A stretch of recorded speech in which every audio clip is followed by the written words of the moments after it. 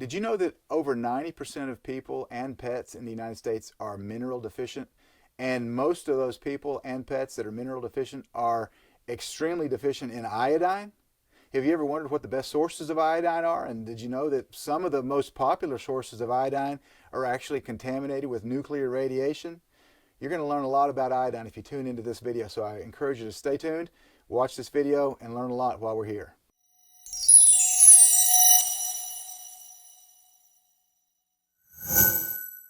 So welcome everyone today. Ty Bollinger here. I'm joined by my good friend Dr. Edward Group. And Dr. Group is one of the world's leading experts on iodine. And so I have a bunch of questions for you today, Dr. Group. So let's get rolling on it, shall we? Yes, we shall. Let's do it. Now, iodine is something that we hear about, but most people that are watching this video might not even know what iodine is. Is it a mineral?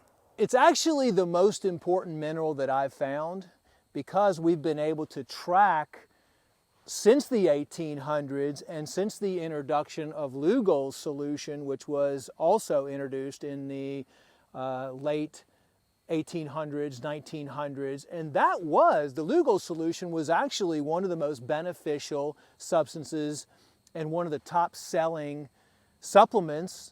It was sold by pharmacies and apothecaries back in the day for everything, whether it was the antibiotic. Tracing the history back on iodine, though, you also realize that there's been a lot of suppression in iodine. There were lots of studies associated with the benefits of iodine, from thyroid conditions to cancer to many other conditions. Pretty much every condition you can imagine is linked some way to iodine.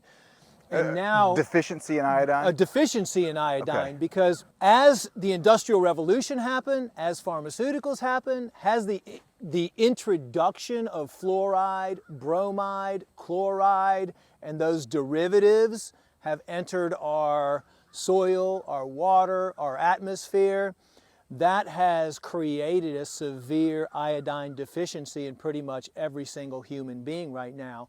So tracing back the history of iodine, now we're realizing how important iodine is, how important iodine is at preventing different conditions, and giving and utilizing iodine for more and more and more health benefits. Great. So the deficiency of iodine has been linked to a lot of different health conditions. I was reading something about mental retardation even.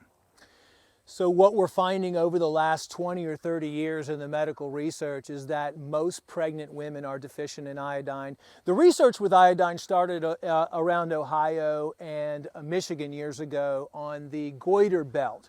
What happened was people were starting to get cysts buildup on their thyroid gland, and that's called a goiter. When scientists went in and started to evaluate why these people are growing these goiters, they eventually realized that it was an iodine deficiency. They weren't linking iodine deficiency to cancers and breast problems and reproductive problems and all these other things. They just were linking it to these cysts on the thyroid gland. So what happened was, whenever they determined that the goiters were being formed by a lack of iodine in the system, they started producing iodized salt and started feeding all these people levels of iodine, and the goiters went away. Yeah, that's probably one of the most frequent places people have seen that root is iodized salt. So yes. What is that, sodium with added iodine to it? It's processed sodium, so it's not even real salt, really. It's the synthetic form of salt, which is sodium chloride, and they add iodine to that. There's different forms of iodine too, which we'll talk about a little bit later, but they found that the goiters went away. So that's kind of the big original story that happened as far as iodine is concerned. And ever since then, more and more research is coming out. Now, doctors have found now that the iodine, the biggest concentration of iodine, is stored in your thyroid gland. The second highest concentration of iodine is stored in women's ovaries. Women have a higher percentage of iodine deficiency than males do because women have breast tissue. Iodine is very, very needed for any type of glandular tissue. So prostate in male, ovaries, pituitary gland, brain, any type of hormone producing gland requires iodine to function. What we found is why Dr. Brownstein, for example, has tested over 7,000 patients and found that over 96% of them are iodine deficient. So with the introduction, like I said, of fluoride, bromide, which are halogens, if you look at the periodic table under halogens, you're going to see iodine, bromide, fluoride, and chloride, which are derivatives of chlorine, fluorine, bromine, and the medical profession actually realized how effective iodine was at healing multiple conditions a long time ago, so they wanted to take iodine out. For example, antibiotics were coming into play. Well, there's no money in iodine and you couldn't patent iodine, so what did they do? They wanted to suppress the iodine and introduce all the pharmaceutical antibiotics and all the pharmaceutical thyroid medications and all of those things, so they really put iodine on the back burner. So they know that if people have sufficient levels of iodine inside their body, that all of these different areas that they're treating, from heart disease, cancer, diabetes, all of that is linked to iodine deficiency. Thyroid dysfunction linked to iodine deficiency.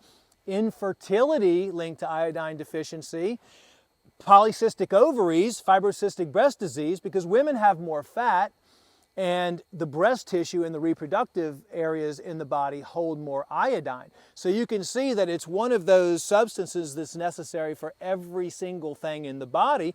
And if you look at every single cell which has an iodine receptor, and the iodine comes in like this and fits into the receptor sites, what we found in the scientific research has found over the last 50, 60 years is that all of our iodine receptor sites are being blocked by either bromide, because when they took the iodine out of breads, it was used in breads, not only to be a good source of iodine, but it was also used in breads as an antimicrobial, so the little bugs wouldn't get in the flour, right? They took the iodine out and they replaced that with bromide powder. So now you have a massive amounts of bromide, which is also being used in all the fire retardants, the PCBs. You have pesticides, bromide, fluoride, chlorine, all of these toxic chemicals that actually fit inside the iodine receptors. We know now that the biggest cause of low IQ and mental retardation is iodine deficiency. When you look at the amount of fluoride, which ends up coming in and calcifying the pineal gland, you look at the amount of the toxic halogens that are being found in breast milk and in anybody's blood, you look at the amount of pesticides, the amount of herbicides that are being found, we know that pretty much every single person on the planet is iodine deficient and needs iodine. Studies have come out now that show iodine is one of the most effective substances in the world for cellular apoptosis with cancer. One of the most effective substances in the world for low energy levels. I mean, how many people do you know that have low energy levels? For adrenal gland repair, for thyroid repair, for brain fog, for infertility. Look at all the infertility clinics that are everywhere and all the problems that people are having with infertility. We know now that 20,000 micrograms of iodine a day increases the urinary excretion of lead, mercury, cadmium, arsenic, fluoride, bromide, and chlorine. Wow. And get this, iodine is the only known adaptogen that will monitor and regulate the pH levels automatically in your body. What I believe in the research that I've been able to harvest regarding iodine, it's something new every single day comes up. There's this link. It's almost like a conspiracy to suppress the knowledge of people when it comes to iodine. And the powers to be in the medical association, in my mind, one of the biggest secrets out there that the medical profession hopes you never ever find out about is iodine. And I think that we're going to see coming into the future a massive attack on iodine products. But don't get me wrong, now I want to make this very, very clear to people. This does not mean you can go to your drugstore and buy iodine off the shelf, the povidone iodine that you put on your wounds. Question on that. So I remember when Fukushima happened, 6 years ago, whatever, literally within a day or two, the potassium iodide was gone across the United States. You couldn't get it because that happened, and people are like, oh, I got to take potassium iodide to fill up my thyroid with iodine, whatever it was, so that I don't get exposed to this radioactive iodine coming from Fukushima. I remember that. So, but if I remember correctly, and we were some of the ones that bought it, I bought it and we started taking it, but it said don't take more than 2 weeks. So there's different types of iodine. What you're saying, why is it with something like that potassium iodide, you only take for a couple weeks? Well, because if you look at the iodine molecule in its raw state is a very reactive molecule. Like we use a 99.999% pure organic iodine crystal. If you were to take, and it has to be sealed in an airtight container, if you were to take one little tiny crystal of that iodine and put it out on the table, you would see a purple gas start flowing off of it. It manifests itself as a gas and a solid. As soon as it hits oxygen, it oxidizes into a gas. So in order for you to stabilize an iodine, you have to attach it or stabilize it with a salt.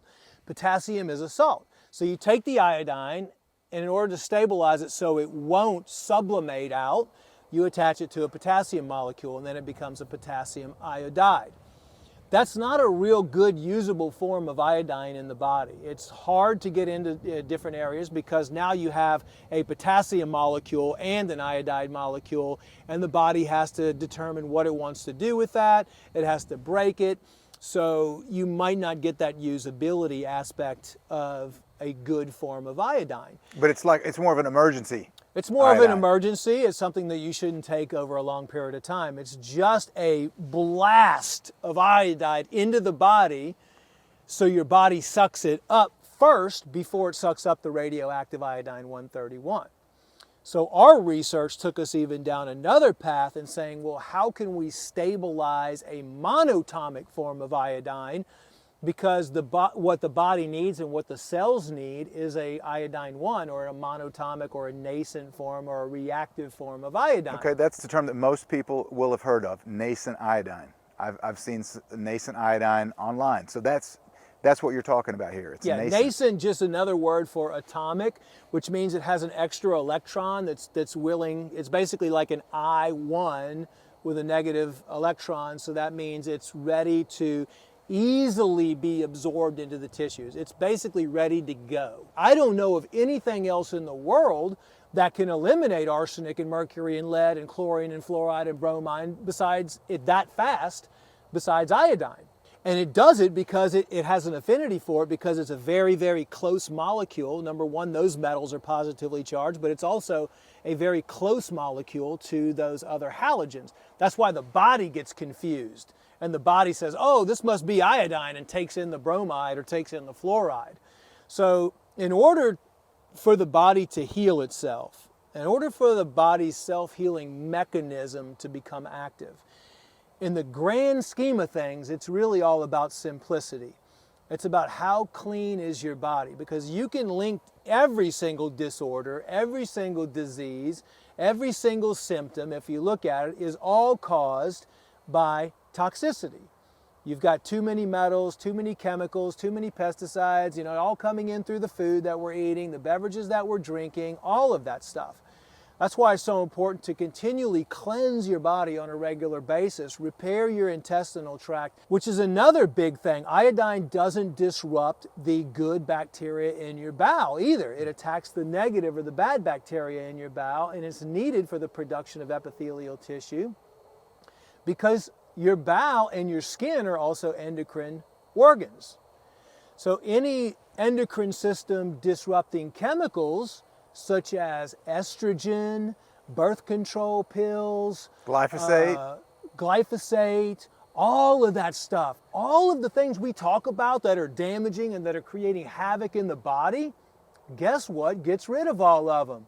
Iodine. So it's about changing the ultimate goal, changing your lifestyle, avoiding all of those toxic chemicals, and supplementing with the good things and cleansing your body, healing your bowel, cleansing the liver, the gallbladder, cleansing out all the chemicals, the harmful organisms. Yeah. And that's the natural way that your body kicks back in and starts the healing process. Yeah. And it sounds like iodine it's powerful from multiple different angles. You know, I didn't know all the different ways that it detoxifies, but it also nourishes, right? You said it's necessary to build the epithelial cells. So it's not only nourishing to your body, but it's detoxifying at the same time. See, I mean, it sounds to me, Dr. Group, like anybody that's watching this interview right now should be taking a high quality iodine supplement every day, period. Not only everybody watching, but everybody in their family and all of their children. I started giving iodine to my children when they were young, and all of a sudden they're straight A students. I mean, talking about boosting your IQ, getting rid of all of your mental fog, boosting your immune system. If you go back and you look, like I was saying earlier, at all the pharmacies and the apothecaries, iodine was the #1 thing that was being sold through Legal Solution. Everybody was using it for everything and getting better. Now that's way before they had all of these high-tech chemicals and toxins and all the other stuff that's happening today. But now I would honestly say, and I'm not the only one out there saying it, Sherry Tenpenny is really, really big on iodine. So is Dr. Brownstein. These are the leading researchers on iodine out there. They all say that iodine is effective at multiple different things out there. You're losing your hair, you can take iodine and grow your hair back. Everything. You have athlete's foot, you can put your iodine on there. You have a burn, you can put iodine on that. But it has to be the right form to be taken internally. We've had 4-year-old kids that have drank a bottle of the iodine, the nascent iodine, a whole bottle, which would be up in the 1 million micrograms a day level, and that have been fine. Iodine now is associated with attention deficit disorder. It's associated with autism, iodine deficiency. So more and more research is coming out showing that there's a link between iodine deficiency with every single disease out there. Going back to the thyroid issues, there are pets all across the nation right now. So the iodine shouldn't only be used for you and your family, but it should be used for your pets as well, because veterinarians are finding now that pets are severely deficient in iodine because it's not in the food. And people and pets are being put on Synthroid, or they're being put on thyroid or desiccated thyroid. Well, guess what happens if you put someone on desiccated thyroid? It increases your need for iodine 2 to 3-fold. And if you're on thyroid medication and you're not taking a bunch of iodine, your chances of getting cancer go up 30 to 40% because you're on thyroid medication. So you mean you're talking about the highest quality iodine available today. And by the way, the only organic iodine available today, correct? The only certified organic iodine organic available today. Okay. Yes. And the highest quality, the highest absorbable, the highest bioavailable, and one that's been out on the market for a long time that has a lot of studies on it, has a lot of research on it, and has a lot of reviews on it that can show you all of the different benefits, high quality benefits that you can have by taking it. So Dr. Group, you're a wealth of information on iodine. I know that the people that are watching this interview today are fascinated and they want to learn more. And by the way, happy 50th. We just turned 50 years old this past weekend, both of us. I'm actually 3 days older than you, so you can call me sir. Okay, sir. Happy birthday. But happy birthday, brother. So for those of you that are watching this interview and you want to learn more about this iodine that Dr. Group and I have been talking about, that both of us take every day as well as our families, all you have to do is just click the link below. Thanks for watching. Dr. Group, thanks for joining us today. Appreciate it, brother. Thank you, Ty.